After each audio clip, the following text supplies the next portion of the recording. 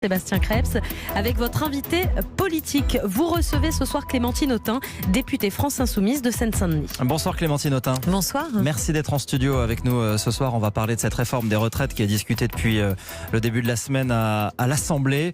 Dans une ambiance un peu compliquée, visiblement. Assez électrique, vous avez raison. Assez électrique. Pour que nos auditeurs se rendent bien compte de ce qui est en train de se passer à l'Assemblée, écoutez, ça s'est passé hier, passe d'armes entre Jean-Luc Mélenchon, qui dirige votre groupe, la France Insoumise, et le président de l'Assemblée nationale, Richard Ferrand. Merci Monsieur le Président, je ne vais pas répéter les arguments Sur du quel Président. fondement vous... Le bon, Monsieur le Président. Oui, vous allez le démontrer avant de l'évoquer. Non, je ferai bien comme je l'entends. Non, parce que quand on fait rappel au règlement, le fondant droit... Monsieur le Président, Ici, ce n'est pas un meeting, c'est l'Assemblée nationale. vous devriez vous calmer. Oh, vous inquiétez pas, je suis très calme. Oui, c'est Donc, pas je vais l'impression répondre que tu au donnes. président Chassaigne qui a exposé, lui, clairement sa requête.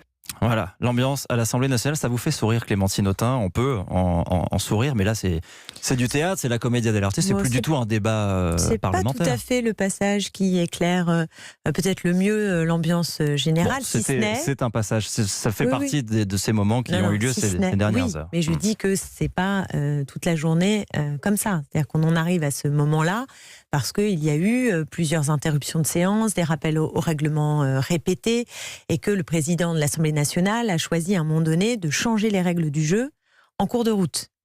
C'est-à-dire que c'est un peu technique, mais il y avait toute une série d'amendements que nous aurions dû pouvoir déposer, qu'il décide à un moment de nous refuser. Et d'ailleurs, il est revenu sur sa décision.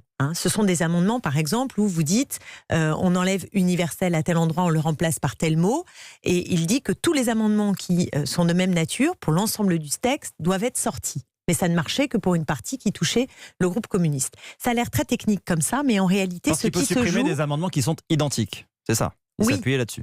Mais ils ne sont pas réellement identiques, au sens où ils concernent des endroits différents du texte. Donc même si vous lisez la même phrase, si ça ne concerne pas la même partie du texte, l'argumentation qui va avec sera de nature tout à fait différente. Ce qui se passe à ce moment-là, c'est que hier, l'article 1er de la loi n'avait toujours pas commencé à être examiné à cause des rappels au règlement successifs, des suspensions de séance.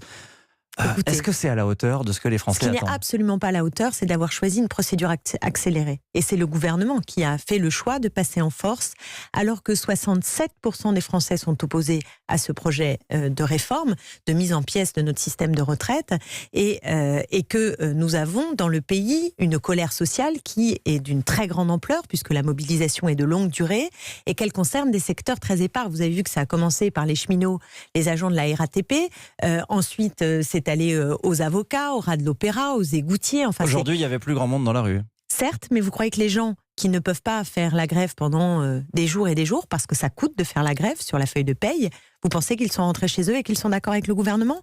Évidemment non. Ils restent en colère. Ils restent en colère. Et donc c'est pourquoi je parle d'un passage en force du gouvernement. Mais est-ce qu'il faut ces 41 000 amendements pour représenter cette frange de la population qui n'est pas d'accord avec cette réforme? Est-ce qu'il faut 41 000 amendements? Et comment un débat peut être constructif dans ce contexte? Mais nous ne cherchons pas à être constructifs vis-à-vis de ce projet de loi. Notre idée n'est pas d'amender ce projet de loi. Nous demandons le retrait de ce texte. Comprenez ce que nous faisons. Ce que nous voulons, c'est ne pas faciliter la tâche du gouvernement et en effet, argumenter pied à pied, contester alinéa par alinéa, parce que nous sommes en désaccord avec l'urgence qui prévaut aujourd'hui, et c'est le choix du gouvernement et de la Macronie, et en désaccord complet avec le texte de A à Z. Donc nous ne cherchons pas à voir s'il n'y a pas un petit endroit où on pourrait améliorer, nous le rejetons en bloc, comme la majorité des Français, et en effet, c'est une bataille parlementaire avec des droits. Et donc ce n'est pas une bataille, ce n'est plus un débat sur le texte, c'est bien sûr que c'est un débat sur le texte. C'est pourquoi je vous dis que vous n'avez pas forcément passé le passage le plus éclairant. J'ai passé 70 heures en commission spéciale. J'ai soulevé des lièvres avec mes collègues. Vous le savez ça, sur par exemple le calcul du point.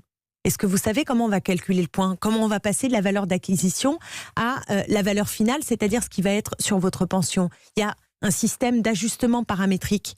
Vous avez une idée de comment il va être calculé ce point? Je vous assure que nous avons passé beaucoup d'heures à le discuter avec le gouvernement et que nous n'avons pas obtenu une réponse satisfaisante. Et si vous nous écoutez des heures et des heures en hémicycle comme en commission, vous verrez que ce que nous contestons, c'est le cœur de la réforme. C'est ce régime à points qui va conduire à ce que nous travaillions plus longtemps avec des retraites qui vont être plus basses. Et donc il faut 41 000 amendements pour soulever ces points-là Non. qui peuvent paraître légitimes. Ne faites pas comme si vous ne compreniez pas. Ne faites pas comme si vous ne compreniez pas. Ce que nous voulons, je vous le redis, c'est être en écho avec la colère sociale. On n'est pas dans un débat habituel. On est dans un passage en force. On est face à un gouvernement qui n'entend pas le rejet des Français et qui veut, dans l'urgence, dans son calendrier, qui est lié au calendrier municipal, et je ne vois pas pourquoi le débat parlementaire serait contraint parce qu'il y a des élections et que M. Macron a décidé qu'il fallait que cette loi passe avant, alors qu'il n'y a aucune urgence à réformer notre système de retraite. Les comptes ne sont pas du tout en faillite à court terme. Il n'y a pas de problème de déficit à court terme pour notre régime de retraite. Donc pourquoi une telle urgence ? Pourquoi un tel entêtement ? Il n'y a pas besoin de remettre le système à l'équilibre. Si, mais il est. Mais pourquoi excusez-moi, quel est le problème ? Il est de combien le déficit ? Je vous écoute.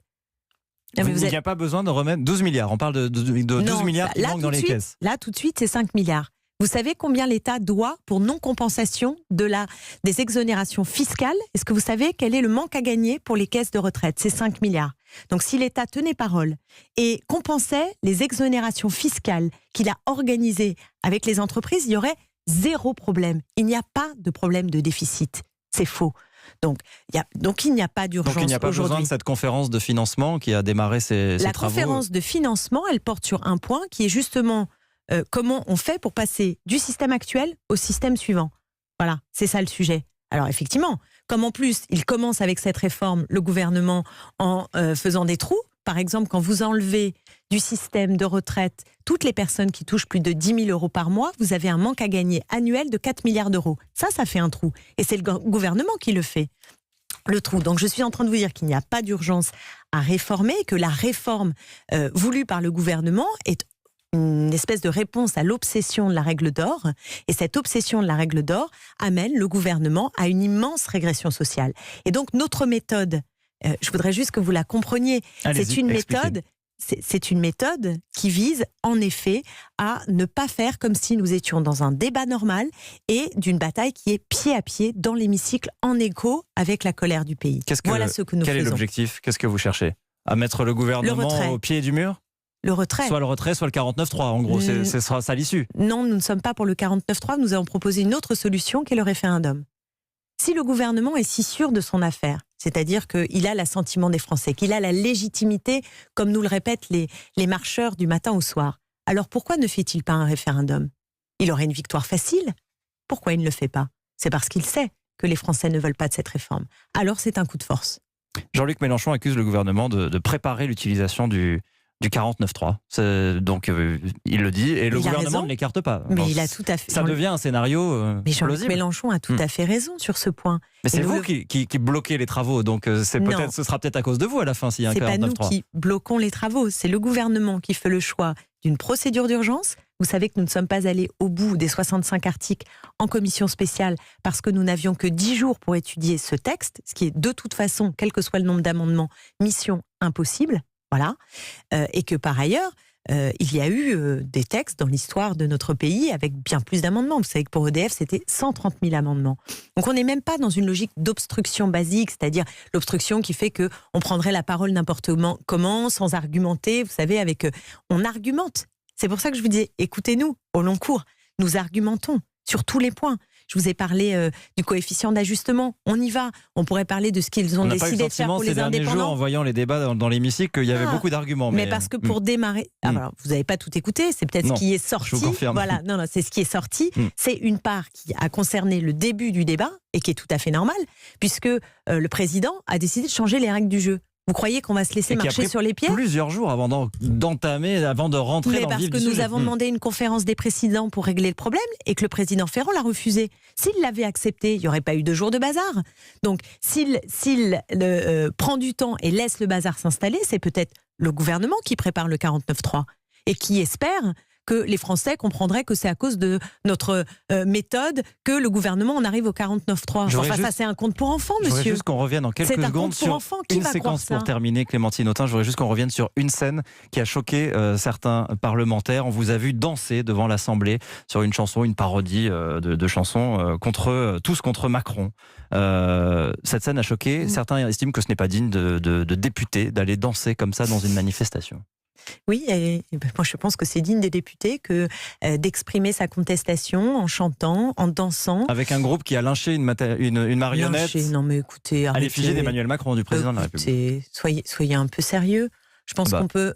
Non, mais je pense qu'on peut aujourd'hui dans notre pays, dans un cadre démocratique, exprimer avec joie, chant et parodie, puisqu'il s'agit de parodie. Et donc il faut mettre une marionnette à l'effigie du président de la République. Vous avez vu, ce sont des femmes avec des gants Mappa, voilà, qui chantent à cause de Macron. Non mais les symboles sont importants. C'est ce que je suis en train de vous dire. Oui. Non mais vous plaisantez là quand même. Vous trouvez ça violent, sérieusement ?